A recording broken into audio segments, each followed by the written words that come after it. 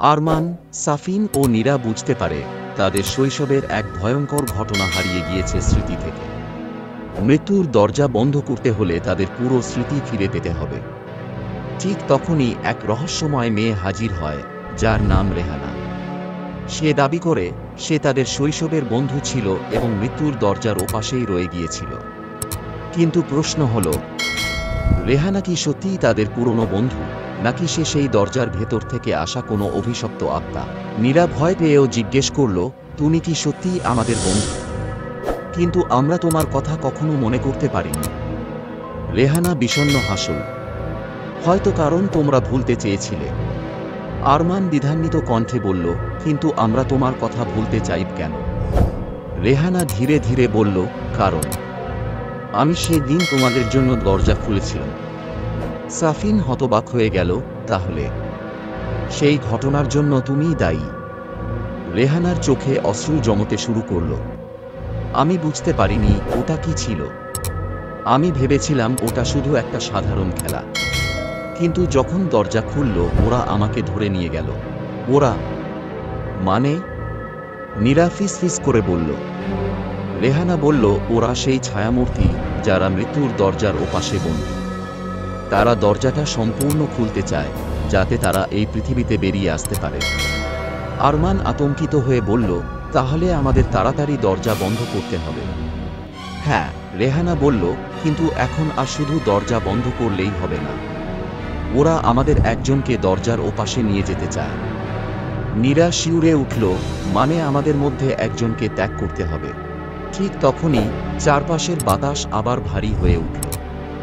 দরজার ওপাশ থেকে একটি গভীর ভয়ঙ্কর কণ্ঠস্বর ভেসে এলো। তারপর চারটি অন্ধকার হয়ে এলো। তারা কেউ বুঝতে পারল না যে কি হলো। যখন তারা নিজেদেরকে আবার আবিষ্কার করল তখন দেখতে পেলে অভিশপ্ত দরজা উঠাও। তারপর কি হলো চলুন জানবার চেষ্টা করি। নীরা ধীরে ধীরে চারপাশে তাকাল। আমরা কি সত্যিই বেঁচে গেছি? আরমান ফিসফিস করে বলল। সাফিন চারপাশ পরীক্ষা করল। পরিত্যক্ত কুঁড়ে ঘর আগের মতোই আছে, কিন্তু দরজাটি সম্পূর্ণ উধাও।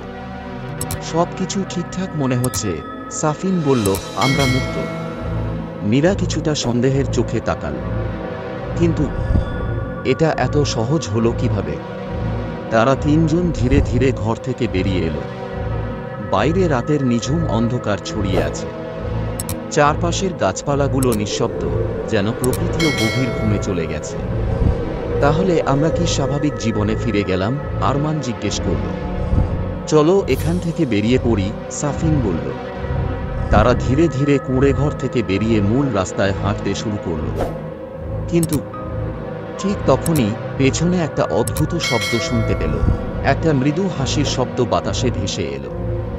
নীরা চমকে উঠে পিছনে তাকাল। তোমরা শুনতে পাচ্ছ?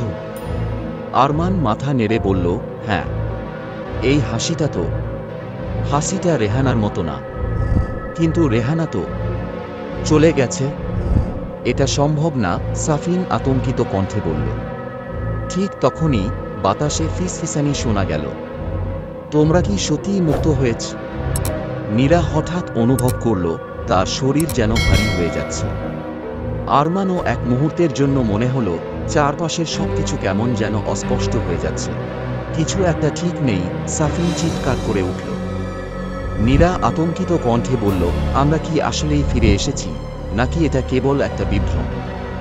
আর ঠিক তখনই চারপাশের গাছপালা ধীরে ধীরে বিকৃত হতে শুরু করল। চারপাশের পরিবেশ আবারও সেই অন্ধকার জগতে রূপ নিতে লাগল, যেখান থেকে তারা পালিয়ে এসেছিল। না না, এটা সম্ভব না, আরমান অসহায়ের মতো চিৎকার করল। সামনে থাকা রাস্তা হঠাৎ আবারও সেই পুরনো দরজায় রূপ নিল। মৃত্যুর দরজা ফিরে এসেছে। ঠিক তখন বাতাসে আবার রেহানা কণ্ঠ ভেসে এলো। আমি কি সত্যিই চলে গেছি?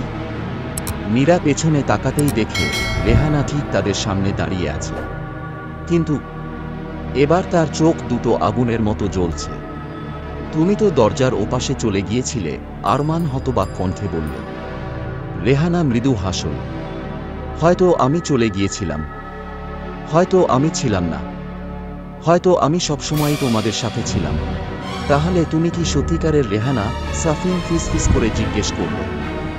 রেহানা এক ধাপ সামনে এগিয়ে এসে বলল, তোমরা কি নিশ্চিত যে আমি রেহানা? ঠিক তখনই তার ছায়া দুটোতে বিভক্ত হয়ে গেল। একদিকে রেহানা, অন্যদিকে সেই অন্ধকার ছায়ামূর্তি।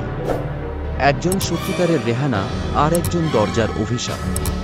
কিন্তু কোনটি আসল আর কোনটি ছায়ামূর্তি? নীরা আতঙ্কিত চোখে তাকিয়ে বলল, আমরা এখন কি করব? তোমাদের একজনকে সিদ্ধান্ত নিতে হবে।